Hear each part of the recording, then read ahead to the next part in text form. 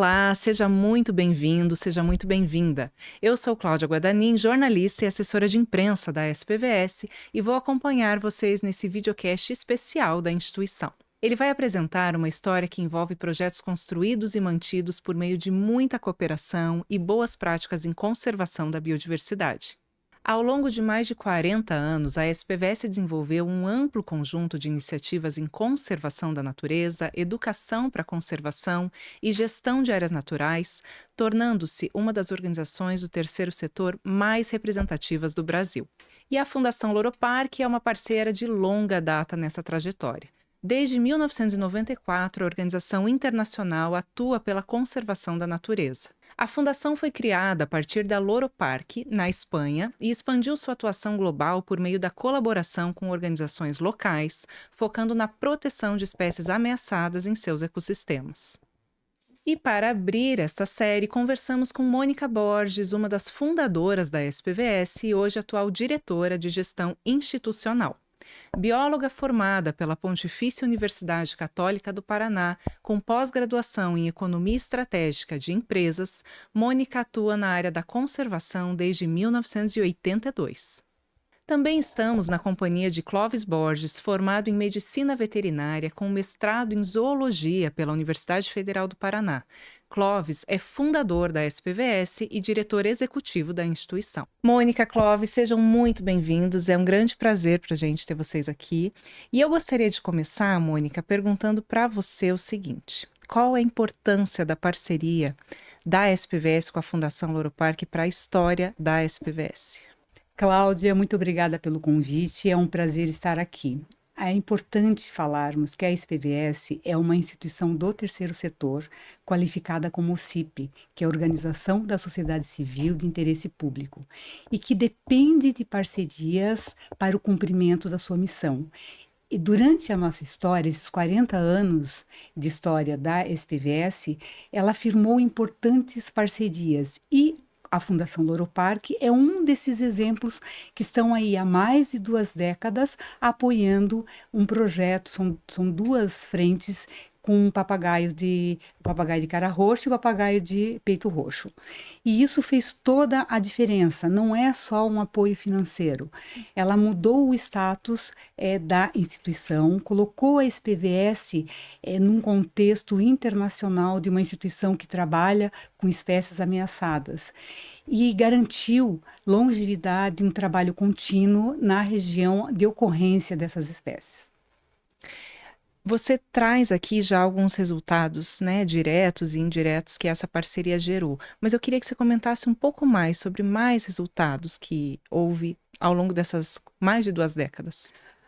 A parceria com a Fundação Loro Parque, ela se iniciou em 2005 com o projeto de papagaio com papagaio de cara roxa.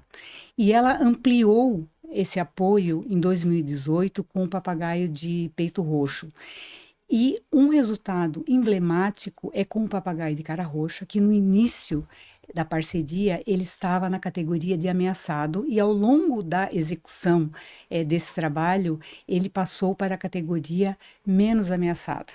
E isso é um resultado excelente porque você muda a trajetória de uma espécie que, se não tivesse esse acompanhamento, esse trabalho com pessoas em campo diariamente, monitorando os ninhos, monitorando as populações de papagaio, tomando soluções imediatas frente a ameaças, seria muito difícil. Talvez o papagaio estivesse numa condição muito mais crítica.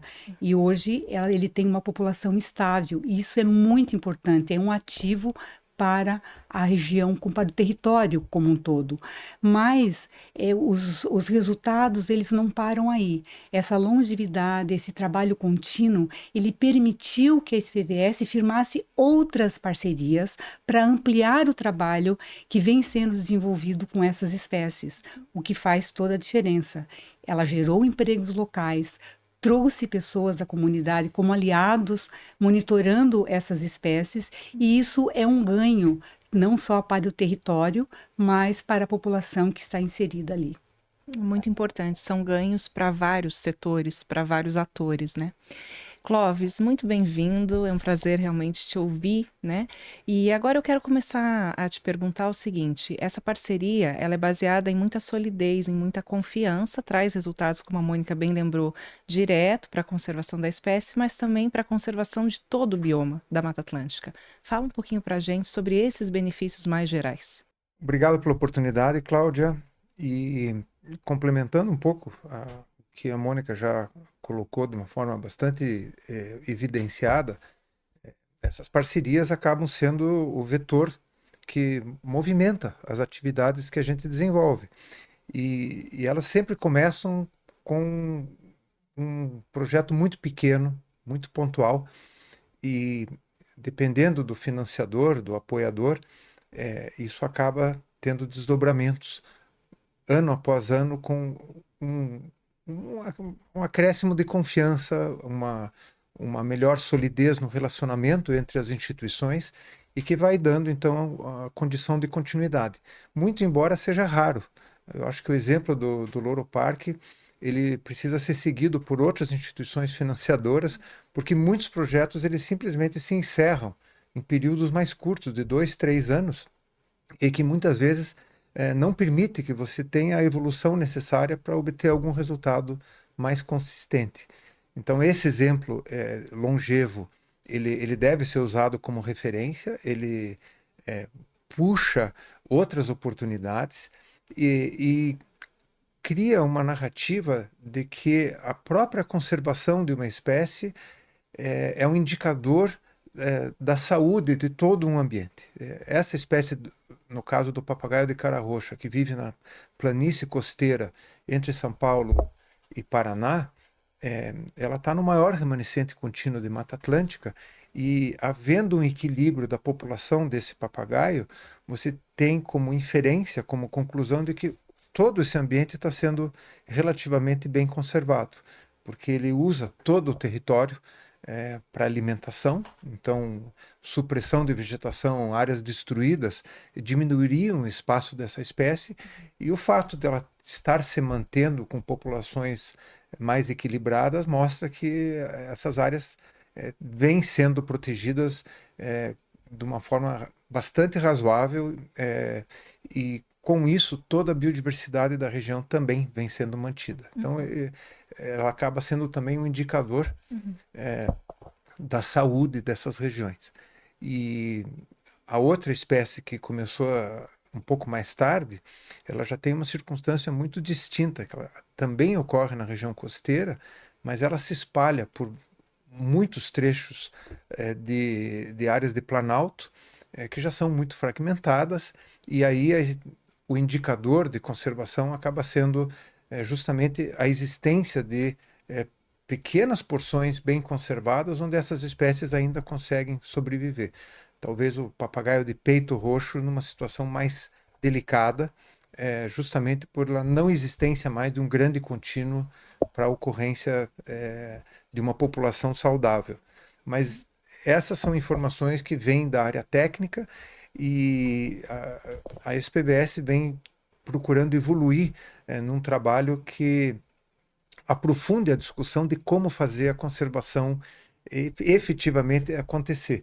E para isso vem sendo criadas novas narrativas, e dentre elas o fato de que a proteção de uma espécie é uma estratégia de produção de natureza. O conceito de produção de natureza sendo utilizado como um instrumento de desenvolvimento local, de desenvolvimento do território, a partir da boa conservação que se torna um atrativo para atividades como o turismo de natureza, não só mantendo essas áreas naturais bem conservadas, mas abrindo oportunidades de geração de renda para comunidades locais que vivem em condições historicamente muito limitadas em termos de geração de renda e a própria sobrevivência dessas comunidades, muitas vezes ligadas a questões de extrativismo, que podem não ser, inclusive, compatíveis com a conservação.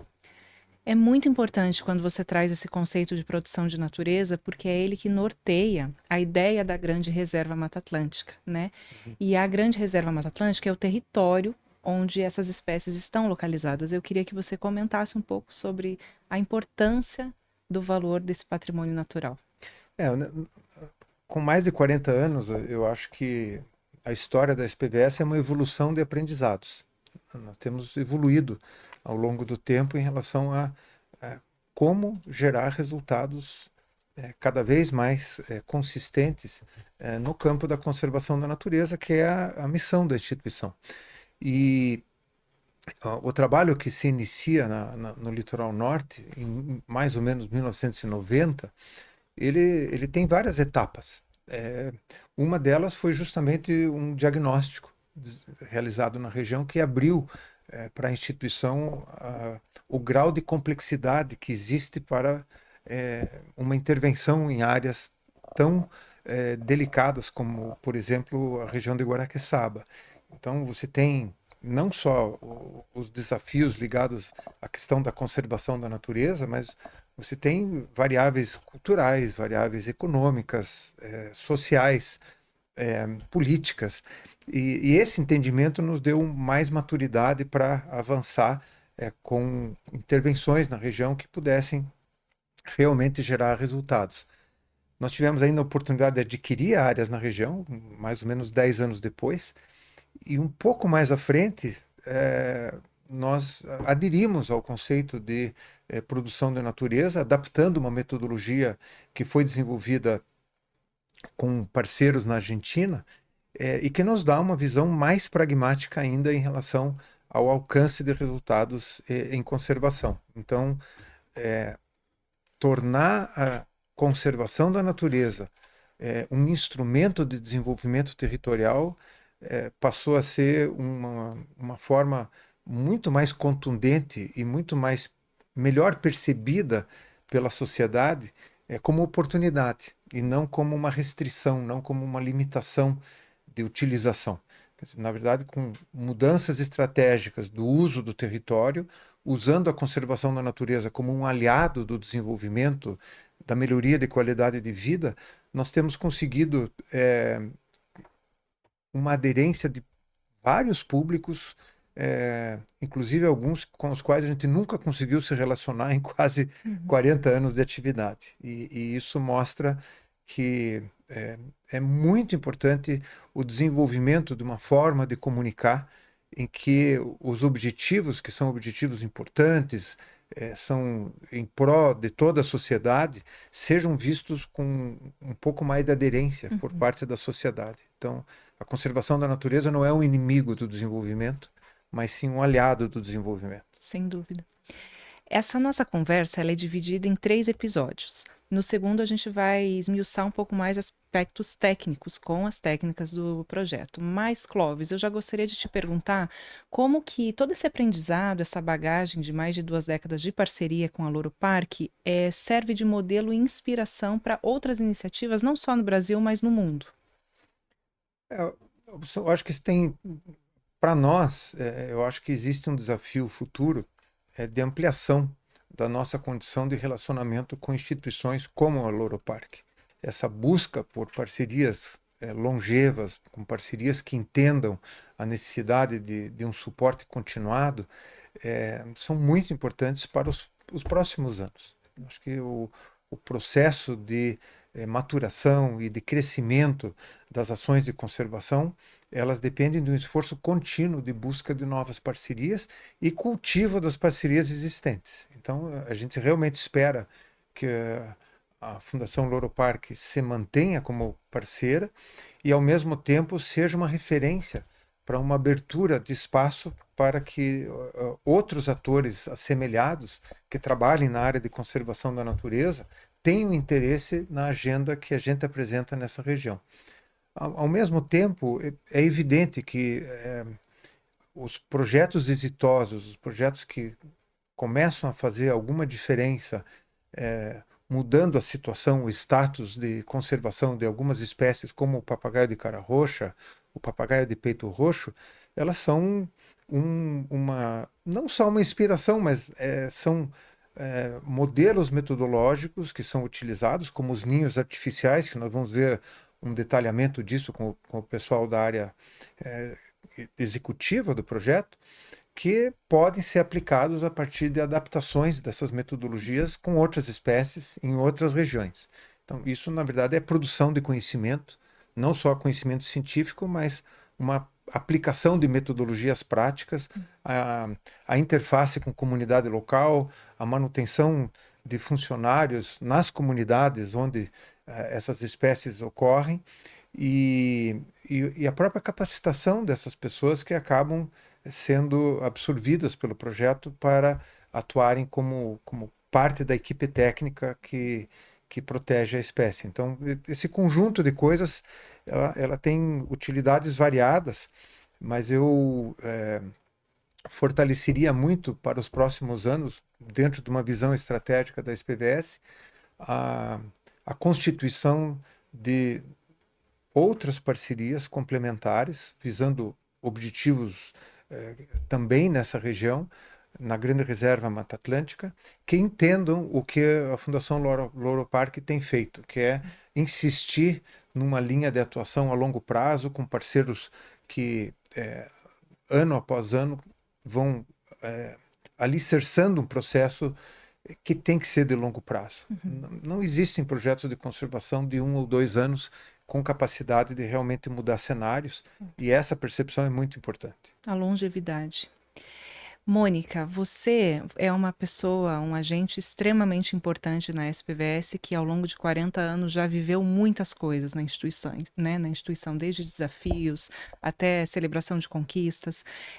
A gente fala de futuro agora. O que você imagina que a gente pode esperar para o futuro da SPVS e para o futuro desse projeto em parceria com a Loro Parque? Após 2 décadas de apoio da Fundação Loro Parque a 2 espécies de papagaio e uma trajetória de 40 anos da SPVS em prol da conservação da natureza, eu acho que podemos pensar num cenário mais desafiador, que a conta é simples. Você tem um território exuberante, espécies equilibradas, de fácil visualização, e que são a base para um turismo internacional de natureza. E isso é um ganha-ganha. Ela passa a ser um ativo, gerando emprego, renda, desenvolvimento para esse território, o que é muito importante. As pessoas passam a ser aliadas da conservação.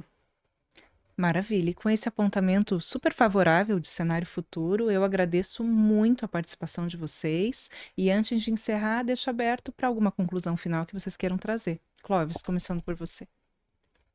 Bom, eu acho que o desafio de mudar cenários, incluindo a conservação como parte da agenda de prioridades da sociedade, ela continua sendo bastante complexa, bastante de difícil compreensão ainda por boa parte da sociedade, e isso implica em um refinamento das nossas práticas, da forma com que instituições de conservação da natureza atuam junto à sociedade, e a iniciativa Grande Reserva Mata Atlântica, ela premia uma percepção bastante acurada, bastante evoluída sobre a importância das pessoas perceberem que a natureza, além de ser importante ser mantida simplesmente pela sua existência, ela gera serviços ecossistêmicos, ela gera oportunidades de negócios, ela pode representar o balizamento para o desenvolvimento territorial de uma região, como todo esse complexo da Grande Reserva Mata Atlântica, e justamente esse tipo de argumento acabar gerando muitas alianças que, compreendendo essa oportunidade, somam forças e tendem a trabalhar nessa busca de mudanças de cenário. Então, a conclusão é que esse é um processo que não só pode ser aplicado em outras regiões, em outros territórios, como os próximos anos vão nos mostrar, junto com muitos parceiros que atuam em conjunto com a SPVS, como que um trabalho de longo prazo com espécies ameaçadas, com a proteção de ambientes, com a restauração de ambientes, com busca de alternativas econômicas, pode consolidar essa região como uma área bem conservada e, ao mesmo tempo, gerando um modelo de desenvolvimento econômico e de manutenção de cultura local e a própria qualidade de vida dessas comunidades que estão nessa região. Mônica, e para você, o que fica? Fica um aprendizado muito importante.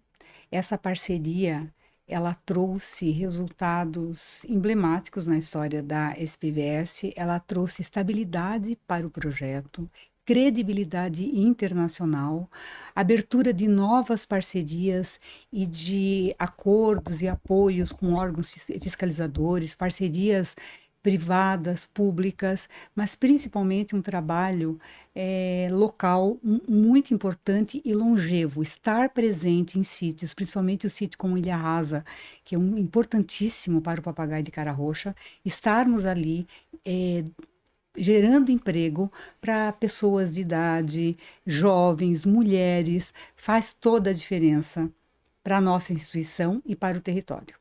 Certamente. Muito obrigada novamente por essa conversa e, acima de tudo, parabéns por mais de 40 anos em defesa da Mata Atlântica, da biodiversidade, da conservação que vocês conduzem com tanta maestria. Nós que agradecemos, Cláudia. Obrigado. Agradecemos. A história da parceria entre a SPVS e a Fundação Loroparque mostra que a conservação da biodiversidade é construída com tempo, confiança, compromisso e atuação conjunta. Ao unir conhecimento técnico, presença no território e parceria internacional, essa união apresenta resultados concretos para a Mata Atlântica e as espécies que dependem diretamente da conservação desse bioma para sobreviver. No segundo episódio dessa série, vamos aprofundar a história a partir do trabalho de campo. A gente vai falar sobre como a conservação do papagaio de cara roxa e do papagaio de peito roxo, espécies focos do projeto, acontece. Este videocast é uma produção da SPVS em parceria com a Fundação Loroparque. Para saber mais sobre o nosso trabalho, acesse spvs.org.br e acompanhe nossas redes sociais @SPVS Brasil. Até o próximo episódio!